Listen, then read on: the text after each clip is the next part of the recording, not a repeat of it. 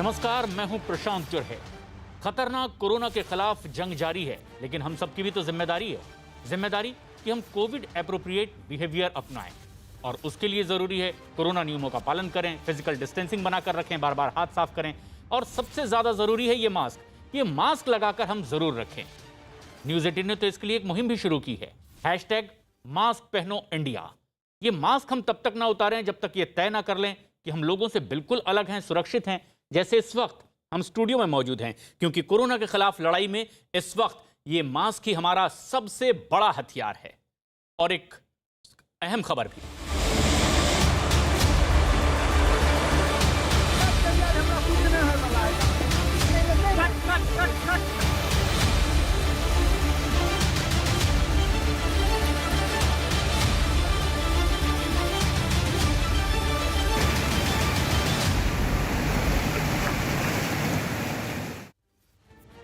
देश के कई राज्यों में मानसून की बारिश शुरू हो चुकी है।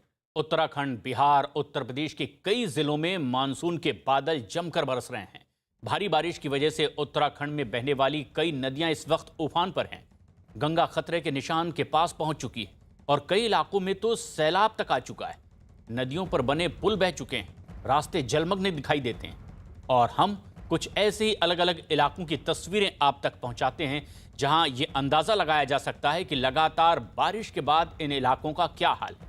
पहली तस्वीर आप देख रहे हैं अपने टीवी स्क्रीन पर उत्तराखंड के पौड़ी गढ़वाल की, जहां श्रीनगर में ये हालात बने हुए हैं। यहां बद्रीनाथ हाईवे पर बारिश की वजह से पहाड़ी का एक बड़ा हिस्सा टूटकर सड़क पर गिर गया है। दूसरी तस्वीर आप देख रहे हैं बिहार के समस्तीपुर की। वहां एक बरसाती नदी पर बना पुल तेज धार में बह गया और इसके बाद गांव वालों को जान जोखिम में डालकर नदी पार करना पड़ रहा है। तीसरी तस्वीर गुजरात के पोरबंदर की है।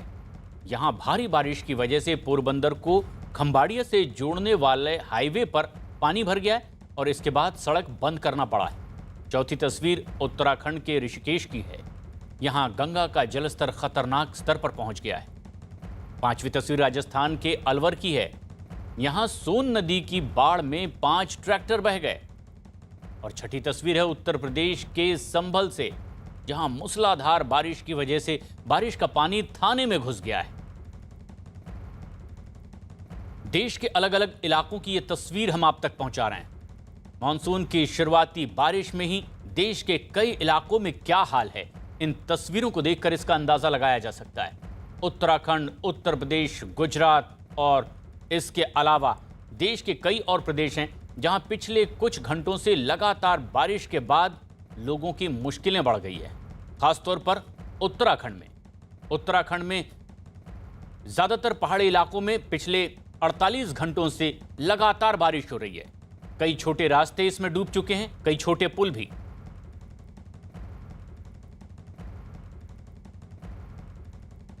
उत्तराखंड में गढ़वाल के श्रीनगर में एक पहाड़ी का बड़ा हिस्सा टूटकर सड़क पर गिर गया है। यह घटना बद्रीनाथ हाईवे पर हुई है। गनीमत यह रही कि जिस समय यह पहाड़ी का हिस्सा गिरा उस समय सड़क से कोई गुजर नहीं रहा था, वरना वहां एक बड़ा हादसा हो सकता था। जिस जगह पहाड़ का यह टुकड़ा गिरा है उससे कुछ ही दूरी पर कुछ लोग खड़े हुए थे और उन्होंने ये पूरी घटना अपने कैमरे में रिकॉर्ड कर ली। पिछले कुछ दिनों से लगातार हो रही बारिश की वजह से उत्तराखंड के कई जगहों पर पहाड़ों से चट्टानों के गिरने की घटनाएं हो रही हैं और इसी वजह से कई रास्तों पर ट्रैफिक भी बंद करना पड़ा है। देवप्रयाग और ब्यासी के बीच ये पहाड़ी का एक बड़ा हिस्सा गिरा। 2 दिन के बावजूद बद्रीनाथ हाईवे खोला नहीं जा सका है।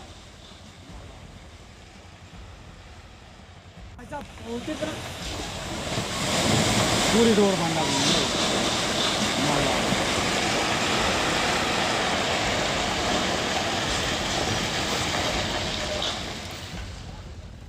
उत्तराखंड के कई इलाकों में हो रही लगातार बारिश की वजह से गंगा, अलकनंदा और पिंडर समेत कई ऐसी नदियां हैं जो उफान पर हैं। ऋषिकेश में गंगा का जलस्तर खतरनाक स्तर पर पहुंच चुका है। वहां पर त्रिवेणी घाट पर और परमार्थ निकेतन घाट पर अब पानी भरा हुआ है और ये घाट पानी में पूरी तरह से डूबे हुए हैं। गंगा में जलस्तर बढ़ने की वजह से कई इलाकों में बाढ़ का खतरा भी अब गहरा गया है।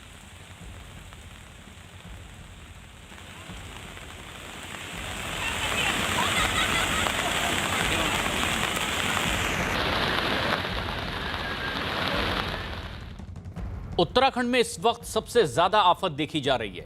ऋषिकेश में मौजूद हैं हमारे सहयोगी दीपक रावत और सुनील नौप्रभात, देहरादून से हमसे सीधे जुड़ रहे हैं। लेकिन ऋषिकेश में गंगा इतनी उफान पर दिखाई दे रही है दीपक, क्या सबसे अहम नजारा वहां आप देख पा रहे हैं और उत्तराखंड में इस वक्त किस तरह के हालात?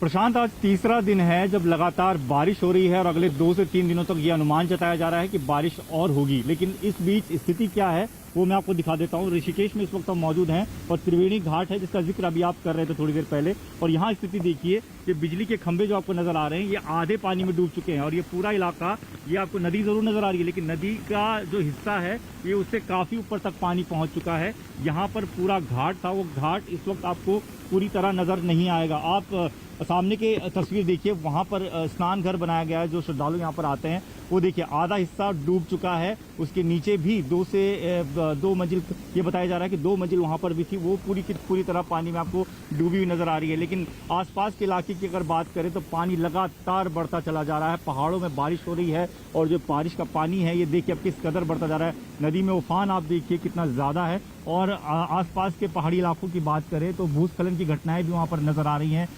श्रीनगर हाईवे की बात करें या बद्रीनाथ हाईवे की बात करें, तमाम हाईवे इस वक्त बंद पड़े हुए हैं क्योंकि वहाँ पर लैंडस्लाइड काफ़ी ज़्यादा हो चुका है। एक तस्वीर और आपको दिखाते हैं। मैं अपने कैमरा पर्सन से कहूँगा कि इस तरफ हम चलें तो इधर आप देखिए तो किस तरीके से, हालांकि लोगों को यहाँ पर आने से साफ इनका मना कर दिया गया था क्योंकि पानी जो है लगातार बढ़ रहा है। लेकिन इस वक्त यहाँ पर SDRF की टीम नहीं है, थोड़ी देर बाद शायद यहाँ पर पहुँचे। लेकिन ये तस्वीर मैं आपको दिखाता हूँ कि क्या स्थिति है जब पानी काफ़ी ज़्यादा बढ़ जाता है इस पूरे इलाके में। तो ये पूरा का पूरा घाट जो है वो आधा पानी में इस वक्त लबालब भरा हुआ है। ये देखिए, ये भी एक स्नान घर था, ये यहाँ पर श्रद्धालु आते थे, यहाँ पर कई सारी चीज़ें होती थी, पूजा, स्नान, अस्थि विसर्जन, तमाम चीज़ें जो होती हैं वो यहाँ पर होती थी। लेकिन ये देखिए पूरा की पूरी जगह पानी में इस वक्त डूबी हुई है। तो ये लगातार पानी बढ़ रहा है। जैसा मौसम विभाग ने अनुमान जताया है कि अगले 2-3 दिनों तक इसी तरीके से बरसात होती रहेगी। तो बारिश अगर बढ़ती है प्रशांत तो मुश्किलें और ज़्यादा बढ़ जाएंगी। मुश्किलें इसलिए भी बढ़ जाएंगी क्योंकि आमतौर पर जुलाई के महीने में उत्तराखंड में इतनी बारिश होती थी, लेकिन अब जून का महीना भी खत्म भी नहीं हुआ है और बारिश लगातार हो रही है। तो आप समझिए कि स्थिति कितनी बदतर हो सकती है। जी, और ये नदियां लगातार उफान पर बनी हुई हैं। आप बने रहें हमारे साथ क्योंकि उत्तराखंड के कई और इलाके हैं जहां लगातार बारिश के बाद दिक्कतें बढ़ती जा रही है और चंबा में भी लगातार बारिश हो रही है और इसी वजह से ऑल वेदर रोड कई जगह से टूट चुकी है। ऋषिकेश को गंगोत्री से जोड़ने वाला हाईवे, इस सड़क को चौड़ा करने का काम यहां पर चल रहा था, लेकिन बारिश की वजह से कई जगहों पर सड़क धंस गई है। चंबा शहर के नीचे 140 मीटर लंबी सुरंग का निर्माण किया गया है, लेकिन सुरंग को जोड़ने वाली सड़क पहली बारिश भी नहीं झेल पाई है। गुलडी गांव के पास तो कई मीटर तक सड़क का हिस्सा जमींदोज हो चुका है और इसी वजह से सुरंग को जोड़ने वाली सड़क को बंद करना पड़ा है। चंबा की ये तस्वीर हमारे दर्शक देख रहे हैं। बयान नहीं कर सकते हैं कितनी दिक्कतें हमें। ये जो टनल का रास्ता है, ये जो ऋषिकेश से गंगोत्री, ये बद्रीनाथ जो रोड जा रही है वो पूरी तरह से क्षतिग्रस्त है। जितने भी पुस्ते कंपनी के द्वारा लगाए गए हैं, एक भी पुस्ता मुझे सही ढंग से दिखता नहीं है और दिन पर दिन एक एक करके सब पुस्ते ढह रहे हैं। इससे आप देखिए कि क्या यात्रा होगी, क्या कुछ होगा, क्या आना जाना होगा। हमेशा बाजार में जाम लगा रहता है। जो हमने बाईपास रोड टनल के द्वारा बनाई गई थी वो भी बिल्कुल ब्लॉक है, एकदम क्षतिग्रस्त हो रखी है, वहाँ से गाड़ियाँ आ जा नहीं पा रही हैं। हमारे सहयोगी सुनील नौप्रभात भी हमारे साथ बने हुए हैं, देहरादून में मौजूद हैं। कौन से ऐसे इलाके हैं सुनील जहां पर इसी तरह से लगातार भारी बारिश का अलर्ट जारी कर दिया गया है? देखिए प्रशांत, मौसम विभाग ने आज के लिए खासकर 3 जिलों के लिए, पिथौरागढ़, नैनीताल और चंपावत जिलों के लिए हाई अलर्ट घोषित किया है। इसके अलावा राजधानी देहरादून समेत गढ़वाल के अन्य क्षेत्रों में भी लगातार बारिश की संभावना जताई है 21 जून तक। जो मुख्य बात है प्रशांत, मैं वो बताना चाहूँगा कि उत्तराखंड में जो चारों धाम हैं, इन चारों धामों को जाने वाले जो हाईवे हैं, चाहे वो बद्रीनाथ हाईवे हो, केदारनाथ हाईवे हो, गंगोत्री और यमुनोत्री हाईवे हो, ये लाइफ लाइन का भी काम करते हैं उत्तराखंड के लिए और खासकर गढ़वाल एरिया के लिए। इन्हीं से तमाम जो अदर्स जो सड़कें हैं जो गाँव को जाती हैं वो कनेक्ट होती हैं और इन चारों हाईवे पर इन दिनों चौड़ीकरण का काम चल रहा है चारधाम रोड परियोजना के तहत। बारिश में जो पहाड़ियाँ कटी हैं वो पानी एब्जॉर्ब करने के बाद खतरनाक हो जाती हैं, उन पर लगातार लैंडस्लाइड हो रहा है और यही कारण है कि उत्तराखंड में करीब 250 से अधिक जो सड़कें हैं वो पिछले 1-2 दिन की बारिश में बंद हो चुकी हैं। हालांकि इनको खोलने का भी लगातार काम जारी है, लेकिन सैकड़ों की संख्या में जो गांव हैं उनकी कनेक्टिविटी पूरी तरह से ठप हो गई है इन सड़कों के बंद होने के कारण। नदियाँ अपने उफान पर हैं। जो गंगा है वो हरिद्वार में खतरे के लेवल से ऊपर बह रही है। 294 मीटर के आसपास वार्निंग लेवल है और जो गंगा है वो 294.10 मीटर के लेवल पर पहुंच चुकी है। तो आप अंदाज़ा लगा सकते हैं श्रीनगर में जो धारी देवी मंदिर है इसकी चौखट तक गंगा का जलस्तर पहुंच गया है। जो उसके पिलर्स हैं वो पूरी तरह से गंगा के पानी में डूब चुके हैं। चमोली में जो पिंडर नदी है वो अपने वार्निंग लेवल से ऊपर बह रही है। तो इसने परेशानियां बढ़ा दी हैं। हालांकि प्रशासन ने जो नदी किनारे के जो क्षेत्र हैं उनको वहां पर खाली करा दिया है एहतियातन अलर्ट के तौर पर। जिस तरह से मौसम विभाग ने ये वार्निंग जारी दी है, वार्निंग की है कि 21 जून तक भी यही हालात बने रह सकते हैं। जी, कई ऐसे इलाके हैं जहां इस तरह का अलर्ट जारी किया गया है, लेकिन भारी बारिश की वजह से हरिद्वार में गंगा नदी का जलस्तर अब खतरे के ऊपर चला गया है और यहां तक कि नमामि गंगा घाट भी अब पूरी तरह से पानी में डूबा नजर आ रहा है। अधिकारियों ने वहां पहुंचकर हालात का जायजा भी लिया है, साथ ही साथ लोगों से नदी के किनारों से दूर रहने की अपील भी की। हरिद्वार की ये तस्वीर हमारे दर्शक इस वक्त देख रहे हैं, जहां गंगा नदी का जलस्तर अब खतरे के निशान से ऊपर चला गया है। खास बात यह है कि हरिद्वार का नमामि गंगा घाट पूरी तरह से पानी में अब डूब चुका है, इसलिए वरिष्ठ अधिकारी भी इस इलाके में पहुंचे हुए हैं ताकि कोई और बड़ा नुकसान ना हो जाए। दीपक रावत हमारे सहयोगी ऋषिकेश में मौजूद, हमसे सीधे जुड़ रहे हैं। दीपक, किस तरह की तैयारी अब इस हालात को देखते हुए प्रशासन की ओर से की गई है?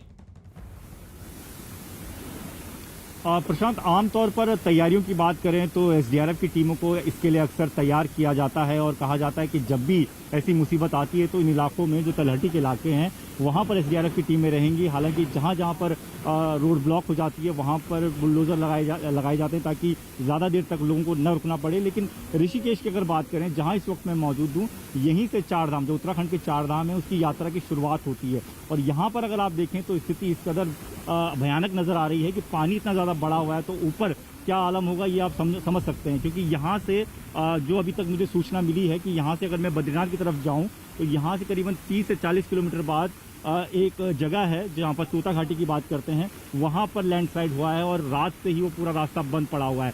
अगर केदारनाथ की बात करें तो श्रीनगर के आसपास भी लैंडस्लाइड की खबरें हैं, उधर भी आप आगे नहीं बढ़ सकते। हालांकि बाहर के टूरिस्ट के लिए इस वक्त यात्रा बंद की गई है इस बार कोरोना की वजह से, लेकिन जो स्थानीय लोग हैं वो भी जहां तहां फंसे हुए हैं क्योंकि लगातार बारिश हो रही है। और इस वक्त हम तस्वीर आपको दिखा रहे हैं कि नदियों में कितना ज़्यादा उफान है और बारिश लगातार हो रही है। जब से हम लोग यहाँ पर मौजूद हैं तब से हम लगातार देख रहे हैं, लेकिन जो ये स्थानीय लोग हैं उनका ये कहना है कि 2-3 दिनों से इसी प्रकार बारिश हो रही है और ऐसी बारिश होती रही तो मुश्किलें बढ़ सकती हैं। इस पूरे इलाके की बात करें, रुद्रप्रयाग, कर्णप्रयाग, देवप्रयाग, इस पूरी बेल्ट की बात करें तो यहाँ पर स्थिति लगातार बिगड़ती जा रही है। कई गाँव ऐसे हैं जो इस वक्त डिस्कनेक्ट हो चुके हैं क्योंकि जो रास्ते थे वो टूट चुके हैं। तो ऐसे में एसडीआरएफ की टीमों को इन जगहों पर भेजा गया है। कोशिश ये की जा रही है कि जो बीमार है, जिसको परेशानी है, जिसको वहाँ से निकलना है, उसे जैसे तैसे वहाँ से बाहर निकाला जाए। तो अभी आप देखिए स्थिति कि बारिश फिर तेज हो गई है। अभी तक बारिश हल्की थी लेकिन बारिश तेज हो गई। तो मौसम विभाग के अनुमान के मुताबिक अगले 2-3 दिनों तक इसी तरह से बारिश होती रहेगी प्रशांत, और मुश्किलें जो है उत्तराखंड में बढ़ सकती हैं। जी, गंगा किनारे आप मौजूद हैं। गंगा दशहरा आज है, प्राकट्य दिवस आज मनाया जाता है, लेकिन गंगा नदी उफान पर है और सांकेतिक रूप से ही कुछ जगहों पर इसे मनाया जा रहा है। लेकिन उत्तराखंड में कई जगह लगातार बारिश हो रही है। कई जिलों में पिछले 48 घंटों से मूसलाधार बारिश, और इसी वजह से गंगा नदी, अलकनंदा समेत कई और नदियां हैं जो उफान पर हैं। हरिद्वार में गंगा की तेज धार में फंसे 20 लोगों को एसडीआरएफ की टीम ने बचाया है। सभी लोगों को नाव की मदद से किनारे सुरक्षित जगह पर पहुंचाया गया है। 20 लोगों का रेस्क्यू ऑपरेशन चलाया गया। तो लगातार बारिश के बाद नदियां उफान पर थी, तकरीबन 20 लोग यहां पर फंस गए। ऐसे में जिला प्रशासन और एसडीआरएफ की टीम की मदद से रेस्क्यू ऑपरेशन चलाया गया और बोट के जरिए इन लोगों को सुरक्षित बाहर निकाला गया है। पिछले 48 घंटों से इस इलाके में लगातार बारिश हो रही है। सुनील नौप्रभात हमारे सहयोगी लगातार हमारे साथ बने हुए हैं। सुनील, कई जगह इस तरह की घटनाएं को मिल रही है, लेकिन अलर्ट अगर जारी कर दिया गया है कि आगे भी और कुछ जिलों में मूसलाधार बारिश हो सकती है, अगर जलस्तर और ज्यादा बढ़ा तो किस तरह के इंतजामात किए गए हैं? देखिए प्रशांत, प्रशासन की ओर से डिस्ट्रिक्ट लेवल पर जो डिजास्टर कंट्रोल रूम है उनकी टीम को पहले ही अलर्ट पर रखा गया था। इसके अलावा एसडीआरएफ की फोर्सेस तैनात की गई हैं और रिजर्व में एनडीआरएफ को भी रखा गया है। जो स्टेट मिनिस्टर हैं डिजास्टर मैनेजमेंट के, उनका कहना है कि 2 हेलीकॉप्टर की भी व्यवस्था की गई है। एक हेलीकॉप्टर गढ़वाल में तैनात रहेगा तो दूसरा हेलीकॉप्टर कुमाऊं में रहेगा, क्योंकि हम देख रहे हैं कि जिस तरह से लगातार बारिश हो रही है उससे रोड कनेक्टिविटी करीब करीब कंप्लीटली कट चुकी है। जिस तरह से मैंने पहले बताया कि 250 से अधिक सड़कें जिनमें एनएच है, नेशनल हाईवे भी मौजूद हैं, स्टेट हाईवे भी मौजूद हैं, वो जगह जगह लैंडस्लाइड और मलबा आने से पूरी तरह से बंद हो चुके हैं। लगातार बारिश जारी है, इसलिए जो राहत कार्य है, जो मलबा हटाने का काम है, उसमें भी व्यवधान पैदा हो रहा है। और मौसम विभाग ने जो फोरकास्ट जारी किया है कि अभी बारिश इसी तरह से कंटिन्यूस रह सकती है। इसके साथ साथ मौसम विभाग ने प्रशांत ये भी अलर्ट इस बार जारी किया है कि उत्तराखंड में इस बार जो मानसून है वो अच्छे खासा यहाँ पर देखने को मिलेगा, यानी कि जो बारिश है वो अपने सामान्य लेवल पर यहाँ पर हो सकती है। इसलिए भी चिंताएं बहुत ज़्यादा हैं कि जिस तरह से शुरुआती दौर में ही हम देख रहे हैं कि बारिश का प्रचंड रूप यहाँ पर देखने को मिल रहा है कि जगह जगह सड़कें ध्वस्त हो गई हैं, कई जगह लोग परेशानी में फंस गए हैं। जिस तरह से मैंने कहा कि जो गंगा है वो अपने वार्निंग लेवल से ऊपर बह रही है, चमोली में पिंडर अपने वार्निंग लेवल से ऊपर बह रही है। इसी तरह से जो तमाम नदियां हैं वो अपने उफान पर हैं। तो प्रशासन ने जो डिस्ट्रिक्ट मजिस्ट्रेट हैं उनको अलर्ट किया गया है कि वो पूरी तरह से नज़र रखें, खासकर इस दौरान गंगा के किनारे लोग न जाएं, या फिर जो हाई एल्टीट्यूड वाले एरिया हैं, चाहे वो चमोली, उत्तरकाशी, पिथौरागढ़ की बात करें, वहां पर लोगों को रोका जाए ऐसे स्थानों पर जाने से जहां पर खतरा यानी लोगों से भी एहतियात बरतने की अपील की जा रही है, क्योंकि जलस्तर लगातार बढ़ता चला जा रहा है। कुछ और खास इलाके हैं जो इसमें सबसे ज्यादा प्रभावित हुए। उत्तराखंड के चंपावत में पिछले 5-6 दिनों से लगातार भारी बारिश हो रही है और इसी वजह से यहां पर बनबसा टनकपुर में शारदा नदी का जलस्तर बढ़ गया है। मामले की गंभीरता को देखते हुए प्रशासन ने अब यहां रेड अलर्ट जारी कर दिया है।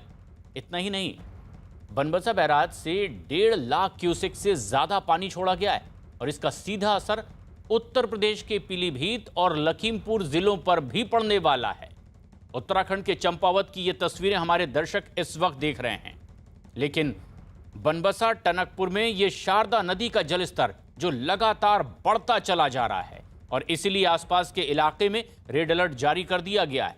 और ये तस्वीर है बनबसा बैराज की, जहां पर 1.5 लाख क्यूसेक से ज्यादा पानी छोड़ना पड़ा है, क्योंकि लगातार बारिश की वजह से बनबसा बैराज लबालब भर चुका था।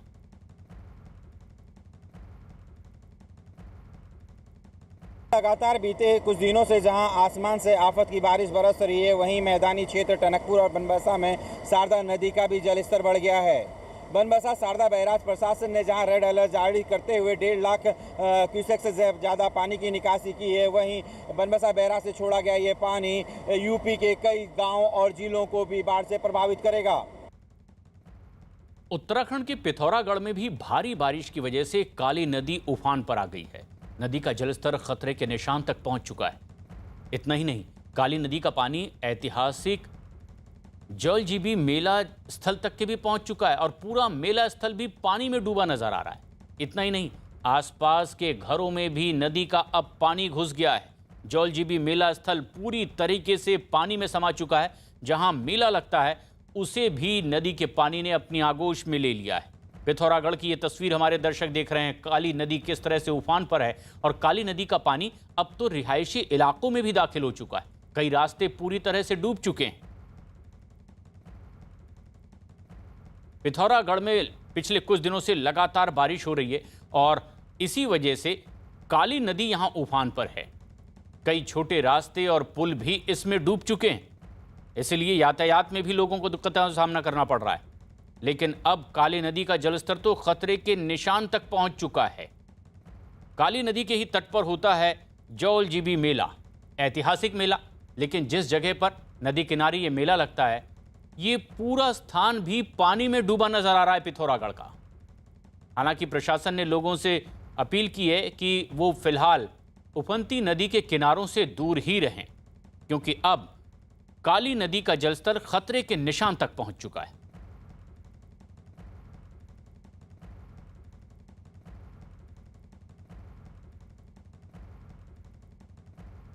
उत्तराखंड के कई जिलों में अलर्ट जारी कर दिया गया है क्योंकि आने वाले कुछ वक्त में लगातार मूसलाधार बारिश हो सकती है। और अलर्ट इसीलिए भी क्योंकि जो तस्वीर हमारे दर्शक इस वक्त उत्तराखंड के पिथौरागढ़ की देख रहे हैं, कुछ ऐसे ही हालात ना बन जाएं, इसलिए एहतियात बरतने की भी अपील की जा रही है। पिथौरागढ़ में काली नदी उफान पर है और इसका जलस्तर इतना ज्यादा बढ़ चुका है कि कई छोटे रास्ते और पुल भी इसमें डूब चुके हैं। रिहायशी इलाकों में भी पानी दाखिल हो चुका है।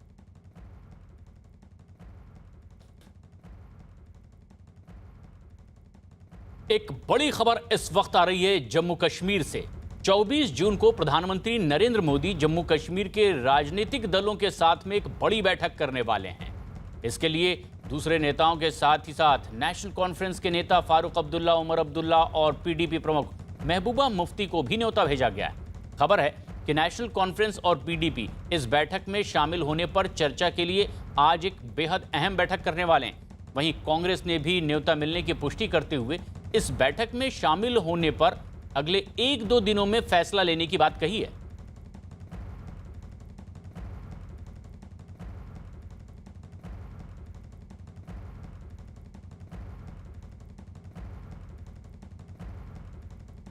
और ये एक बेहद अहम घटनाक्रम भी होगा। श्रीनगर में रिफत अब्दुल्ला हमारे सहयोगी और नीरज कुमार दिल्ली में बने हुए हैं। लेकिन रिफत, जो सबसे अहम बात है कि इस बैठक के बारे में इस वक्त क्या ताजा जानकारी? देखिए प्रशांत, इस वक्त जो है नेशनल कॉन्फ्रेंस और पीडीपी की यहाँ पे मीटिंग होगी और वो डिसाइड करेंगे कि क्या वो मीटिंग में शिरकत करेंगे। हालांकि कल मैंने डॉक्टर फारूक अब्दुल्ला से बात की थी और उन्होंने कहा कि कोई ऑफिशियल इन्विटेशन नहीं आई है। अगर उनको इन्विटेशन मिली होगी, यही वजह है कि वो बात करेंगे पहले कि किन मुद्दों पे वो बात करेंगे। लेकिन अभी एजेंडा का ज्यादा मालूम नहीं है कि प्राइम मिनिस्टर जो है उनका एजेंडा क्या है इस मीटिंग का।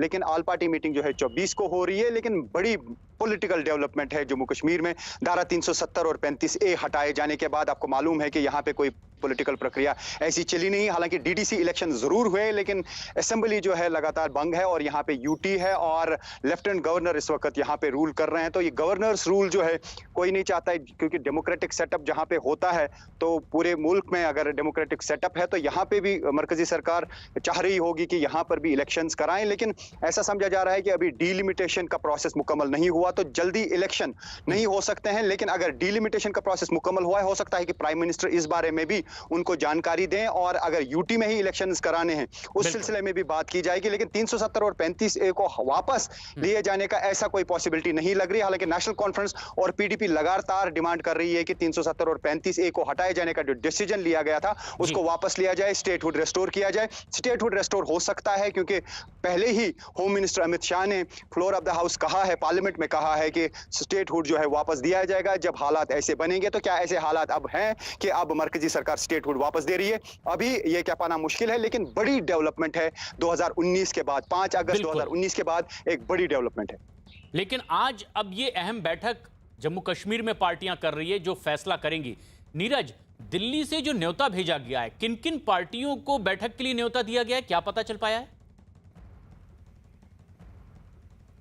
देखिए, कुल 14 नेताओं को इस बैठक के लिए आमंत्रित किया गया है। खुद गृह सचिव ने फ़ोन किया था नेताओं को। कुछ नेताओं से हमारी बातचीत हुई, उन्होंने इस बात की जानकारी दी कि गृह सचिव की तरफ से फ़ोन आया, लेकिन एजेंडा के बारे में अब तक कुछ नहीं बताया गया है। लेकिन जम्मू कश्मीर में पिछले 2 साल से सामान्य स्थिति जो है, सामान्य जनरल सिचुएशन पर चर्चा होगी। इसके अलावा पॉलिटिकल डेवलपमेंट पर चर्चा होगी। देखिए, 5 अगस्त का वक्त आ रहा है जब 2019 में धारा 370 को हटाया गया था। उसके बाद 2 साल का वक्त बीतेगा, तो ऐसे में केंद्र सरकार की कोशिश है कि प्रधानमंत्री खुद इस बैठक में शामिल होकर तमाम पार्टियों के नेताओं से बात करके ये चर्चा करेंगे कि जम्मू कश्मीर में आने वाले दिनों में स्थिति को और कैसे बेहतर किया जाए। तो 2 साल होने को है और उस संदर्भ में भी इस बैठक को देखा जाना चाहिए।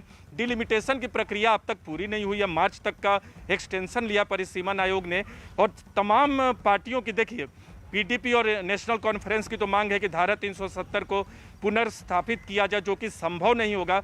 लेकिन 1, 2, 3 मांगे हैं ऐसी जो जिस पर सरकार विचार ज़रूर करेगी आने वाले वक्त में।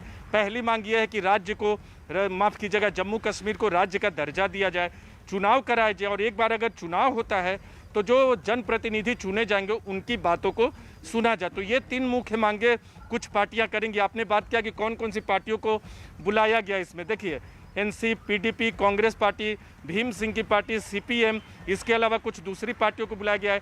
4 ऐसे फॉर्मर डिप्टी सीएम हैं, उनको बुलाया गया है। गुलाम नबी आज़ाद को बुलाया गया है इस बैठक के लिए। तो कुल 14 नेताओं को आमंत्रित किया गया है इस बैठक में, और बैठक का लक्ष्य ये होगा कि कैसे जम्मू कश्मीर में आने वाले वक्त में स्थिति को और बेहतर किया जाए। बिल्कुल, लेकिन प्रधानमंत्री की इस बैठक के लिए न्योता दिया गया है, तो जम्मू कश्मीर बीजेपी के नेताओं ने भी इस पर अपनी प्रतिक्रिया दी है। मुझे लगता है कि प्रधानमंत्री की तरफ से एक बहुत ही पॉजिटिव ये कदम रखा गया है, तो उसको देखते हुए जो भी किसी पार्टी की अपनी बात होगी, अपनी विचारधारा होगी, उसी संदर्भ में वो बात करेंगे। तो कुल मिलाकर के आने वाले समय के लिए एक दिशा तय होगी।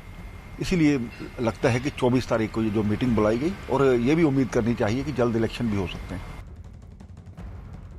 जम्मू कश्मीर की जनता को नरेंद्र मोदी साहब की सरकार ने हक दिए।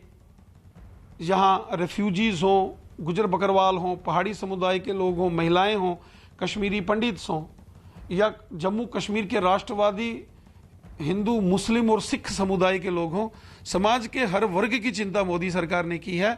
हम हमेशा से ही माननीय प्रधानमंत्री जी के आभारी हैं, धन्यवादी हैं, जो उन्होंने जम्मू कश्मीर की जनता के लिए हमेशा दिल खोल कर काम किया। नीरज, अगर केंद्र की ओर से बैठक के लिए न्योता दिया गया, प्रधानमंत्री आवास पर यह बैठक होगी, तो वहां उन्हें जम्मू कश्मीर में मंथन करना पड़ रहा है कि उसमें शामिल होने पर अपनी अंतिम प्रतिक्रिया देंगे। क्या पता चल पाया, इसके सियासी मायने क्या हैं? देखिए, नेशनल कॉन्फ्रेंस और पीडीपी और कांग्रेस पार्टी की का बार बार ये दोहराना रहा है, हालांकि उनकी मांगे अलग अलग हैं, लेकिन उन तीनों पार्टियों का बार बार ये दोहराना रहा है कि दोहराती रही हैं तीनों पार्टियां कि सरकार को बातचीत का रास्ता अख्तियार करना चाहिए। कांग्रेस के कुछ नेताओं से हमारी बातचीत हुई, उनका कहना था कि सरकार का ये स्टेप तो वेलकम है, क्योंकि हम लोग बार बार ये कहते रहे हैं कि बातचीत होनी चाहिए जम्मू कश्मीर की स्थिति को लेकर, लेकिन जो तीनों पार्टियों की मांग है, क्या सरकार उसको पूरा करेगी? धारा 370 को तो दोबारा से रिस्टोर नहीं करेगी केंद्र सरकार, इसमें कोई दो राय नहीं है, लेकिन स्टेटहुड जम्मू कश्मीर को, क्योंकि गृह मंत्री अमित शाह भी कह चुके हैं कि राज्य का जो दर्जा है जम्मू कश्मीर का वो दिया जाएगा आने वाले वक्त में, लेकिन उसके लिए परिसीमन की कार्रवाई अब तक पूरी नहीं हुई है। परिसीमन होगा तो विधानसभा की सीमाएं रेखांकित होंगी प्रशांत, उसके बाद सीमाएं रेखांकित होंगी तो चुनाव होगा, और उसके बाद जनप्रतिनिधि चुने जाएंगे। तो इस बैठक में हर पार्टी की मांग अलग अलग होगी, लेकिन 3 मुख्य मांगे जरूर की जाएंगी। हर पार्टी अपनी अपनी बात भी इस बैठक में रख पाएगी, लेकिन जम्मू कश्मीर पर प्रधानमंत्री की इस बैठक की खबर पर जम्मू कश्मीर अपनी पार्टी के नेताओं ने भी अपनी प्रतिक्रिया दी है। ये एक वेलकम स्टेप होना चाहिए। मुझे लगता है कि जम्मू कश्मीर के अवाम जो है वो अभी तक अपने आप को बेसहारा समझ रही थी, क्योंकि जब से यहाँ पे ब्यूरोक्रेसी जब से है, लोकतंत्र जो है वो एक हिसाब से यहाँ नहीं है, और जम्मू कश्मीर के लोग इस चीज़ को बहुत सफ़र कर रहे हैं। और मुझे लगता है कहीं ना कहीं एक अच्छा स्टेप है कि प्राइम मिनिस्टर ऑफ इंडिया अब आगे आए, उनको अब लगा कि 370 को हटा दिया, ये कुछ करने के बाद अब वक्त इनको लग रहा है कि अब माहौल ठीक है आस्था, और अब हम लोगों को आगे की तरफ जाना चाहिए। तो इसलिए मुझे लगता है कि हम तो इस चीज़ का स्वागत करते हैं। हम चाहेंगे जल्दी से जल्दी गवर्नमेंट ऑफ इंडिया यहाँ पे इलेक्शंस की जो प्रक्रिया है उसको शुरू करें। रिफत हमारे सहयोगी लगातार हमारे साथ बने हुए हैं श्रीनगर से। रिफत, किन मुद्दों पर चर्चा के लिए बैठक का आयोजन किया गया है, क्या पता चल पाया है वहां पर? देखिए, जिस तरीके से नीरज भी बता रहे थे, इश्यूज काफी हैं। देखो, 370 और 35A को रिस्टोर करने की जो डिमांड है नेशनल कॉन्फ्रेंस और पीडीपी की, ऐसा तो नहीं लग रहा है कि बीजेपी उसको रिस्टोर करेगी। अगर रिस्टोर ही करना था तो फिर उसको ये हटाते क्यों, एब्रोगेट क्यों करते। लेकिन स्टेटहुड की जो बात की गई है पार्लियामेंट में, उस वादे को हो सकता है पूरा किया जा सकता है, या ऐसा भी कहा जा सकता है कि फिलहाल यूटी है, लेकिन आप इलेक्शंस में आइए, जब टाइम आएगा फिर रिस्टोर किया जाएगा स्टेटहुड को, क्योंकि वादा किया गया है पार्लियामेंट में। या ऐसा भी कहा जा सकता है कि डिलिमिटेशन हुई है उसकी रिपोर्ट ये है, और इतनी सीटें बढ़ गई हैं, किस किस एरिया में सीटें बढ़ा दी गई है। हो सकता है कि डिलिमिटेशन के बारे में भी बात हो कि रिपोर्ट क्या है, क्योंकि डिलिमिटेशन का प्रोसेस लगातार चल रहा है और बताया जा रहा था कि 90 के करीब जो है टोटल यहाँ की असेंबली की सीट्स होंगी। तो उसमें क्या कुछ प्रोसेस हुआ है, क्योंकि यह समझा जा रहा है कि तब तक इलेक्शंस नहीं होंगे जब तक डिलिमिटेशन का प्रोसेस जो है मुकम्मल नहीं होगा, क्योंकि डिलिमिटेशन अगर जम्मू में सीटें बढ़ा दी गई तो वो बीजेपी को जरूर फायदा करेगी। तो क्या बीजेपी ने ऐसा काम किया है कि वहां पे डिलिमिटेशन का प्रोसेस मुकम्मल हुआ है? और आज जो अब बैठक हो रही है जम्मू कश्मीर में, पार्टियां उस पर अपना एंगल और पक्ष भी तय करेंगी। अपडेट के लिए फिलहाल शुक्रिया रिफत और नीरज आपका भी। कल विश्व योग दिवस है और इससे पहले न्यूज 18 से बातचीत में योग गुरु बाबा रामदेव ने कहा कि योग को हर आदमी तक पहुंचाना उनका सबसे बड़ा लक्ष्य है। अंतर्राष्ट्रीय योग दिवस को लेकर तैयारियां जोर शोर से चल रही हैं और आज बाबा रामदेव ने रिहर्सल किया। कल अंतर्राष्ट्रीय योग दिवस मनाया जाने वाला है और किस तरीके का प्रोटोकॉल रहेगा उसको लेकर पूरी तैयारियां आज सुबह से ही की जा रही हैं। योगग्राम में हम मौजूद हैं और बाबा रामदेव हमारे साथ मौजूद हैं, उनसे हम बातचीत करेंगे। गुरुजी, अंतर्राष्ट्रीय योग दिवस आ रहा है और इसका जोर शोर से इंतजार किया जाता है और सुबह से ही रिहर्सल भी चल रही है। आपने किस तरह की तैयारियां की है ताकि देश भर में योग करें? ताड़ासन, वृक्षासन से लेकर के, और ये तो एक इंट्रोडक्टरी प्रोग्राम है। बाकी जो बहुत ही आकर्षक आसन है, मेरे साथ यहाँ आरती जी हैं, वो कर रही है।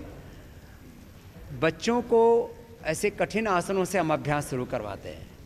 Yoga for children, yoga for student, yoga for youngsters, yoga for adult, yoga for diabetes, yoga for spinal cord, yoga for obesity, yoga for stress, yoga for stress free life, yoga for happiness, yoga for health, yoga for harmony, yoga for wellness. योग के कितने पहलू हैं, कितने aspects हैं, और इन सब धाराओं को जोड़ते हुए हम सबको उभार रहे कि आओ योग अपनाओ, योगम शरणम गच्छामि। योग धर्म आज का ये विश्व धर्म है, ये योग धर्म ही आज का राष्ट्र धर्म है, मानव धर्म है, सेवा धर्म है, स्वास्थ्य धर्म है। योग करने वाला अपने उत्तरदायित्व को ठीक से निभा पाएगा। अन्यथा जिस तरह से पूरी दुनिया में रोग फैल रहे हैं ना, उनका कोई समाधान नहीं है। कोरोना की महामारी से लेकर के बीपी, शुगर, थायराइड की बीमारी से लेकर के ओबेसिटी तक, ये तमाम तरह के जो रोग हैं, इनसे निजात केवल योग के बल पर ही हम मानव को दिला सकते हैं। चाहे वो communicable, non communicable, bacterial, viral, fungal disease हों, चाहे वो लाइफस्टाइल डिजीज़ हों, जेनेटिक डिजीज़ हों। और बात खाली शारीरिक मानसिक रोगों की नहीं, योग तो हमें जीवन का निर्माण करते हुए निर्वाण मोक्ष भी दिलाता है।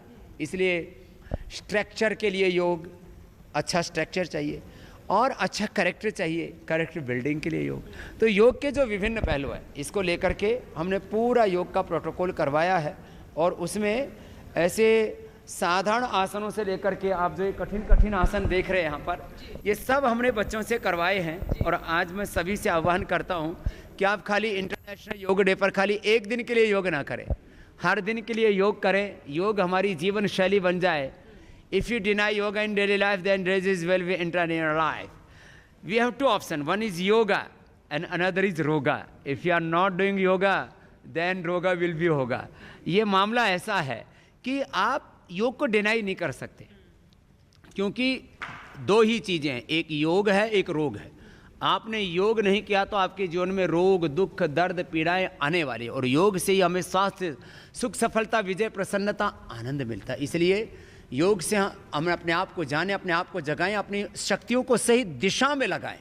ये योग मात्र एक व्यायाम मात्र नहीं है। व्यायाम भी योग है, आसन प्राणायाम ध्यान भी योग है, लेकिन योग हमारे जीवन का एक संपूर्ण उपक्रम है, संपूर्ण पराक्रम हमारे जीवन का। योग और कर्मयोग करते हुए हम जीवन में जो पुरुषार्थ करते हैं, उससे हम बड़े बड़े आर्थिक साम्राज्य भी खड़े कर सकते हैं। इसलिए योग मूलक उद्योग का भी, आत्मनिर्भर भारत का भी एक सबसे बड़ा उदाहरण है पतंजलि। गुरुजी, मुझे ये बताइए, आपका जो अंदाज़ है ना वो एकदम निराला है और शायद एक ये भी वजह रहती है कि सुबह से ही लोग आपसे जुड़ना भी शुरू हो जाते हैं। और इतने 45 साल से ज़्यादा का एक्सपीरियंस आपको गया, लेकिन आप मान रहे हो उस तरीके से पहुंच पाया है योग? देखो, वैसे तो पूरा CNBC नेटवर्क, न्यूज़ 18 नेटवर्क जो पूरे देश में छाया हुआ है, सारे देश ने आज मेरे साथ योगा प्रोटोकॉल भी किया है न्यूज़ 18 पर। और बात न्यूज़ 18 मात्र की नहीं है, मैं तो देख रहा हूँ आज विधायिका, कार्यपालिका, न्यायपालिका से लेकर के खबर पालिका, मीडिया तक, और बच्चों से लेकर के बुजुर्गों तक, और हिंदू, मुसलमान, सिख, ईसाई, जैन, बौद्ध से लेकर के हर एज ग्रुप के लोग, छोटे बच्चों से लेकर के, ये एक बच्चे की माँ है ये जो ये बाई तरफ योग कर रही है। इसका योगी नाम का एक बालक है, और जब ये योग करती है तो बहुत लोगों को ईर्ष्या होती है कि काश हमें भी ऐसी फ्लेक्सिबल बॉडी मिलती। कोई अपने पति को रिझाने के लिए पतली होना चाहती है, कोई भगवान को पाने के लिए अपने शरीर, मन, इंद्रियों को साधना चाहते हैं। तो योग की पूरी साधना है, इससे आप अपनी बॉडी को भी शेप में लाते हो, आप अपना निर्माण, अपनी प्रतिमा खुद गढ़ते हो योग के द्वारा। इसलिए योग जो है ना वो एक बहुत बड़ा तत्व है जिसमें हमारे सब रोगों के समाधान से लेकर के जीवन में समाधि की प्राप्ति से लेकर के अपनी प्रोडक्टिविटी, क्रिएटिविटी, इनोवेटिविटी बढ़ाने के लिए, माने कुछ भी आपको जीवन में पाना है तो योग जो है उसमें वैल्यू एडिशन कर देता है। तो इसलिए मैं तो सभी से आह्वान करूंगा कि इंटरनेशनल योग डे पर योग का व्रत लें। मैं यहाँ लोगों को व्रत दिलाता हूँ, योग व्रती बनो, यज्ञ व्रती बनो, आयुर्वेद व्रती, प्रकृति व्रती बनो, सेवा व्रती बनो, राष्ट्र व्रती बनो, अध्यात्म व्रती बनो, गो गंगा व्रती बनो। अर्थात एक योग से, देखो एक योग की अच्छी आदत से कितनी बुरी बुरी आदतें लोगों की, देर से उठना, ज़्यादा खाना, गुस्सा करना, नाराज होना, दुखी रहना, ये बुरी आदतें कुछ नहीं है। एक योग की अच्छी आदत से सारी बुरी आदतें खत्म होंगी और एक दिन ये पूरी दुनिया, आज जो आपने कहा ना कहाँ तक योग पहुँचा है, 200 से ज़्यादा देशों के कम से कम 100 से 200 करोड़ लोग कमोबेश डेली योग करने लग गए हैं। क्या ये छोटी बात है? और मैं तो देखता हूँ आने वाले 10, 20, 25 सालों में दुनिया का बच्चा योग करेगा और निरोग रहेगा।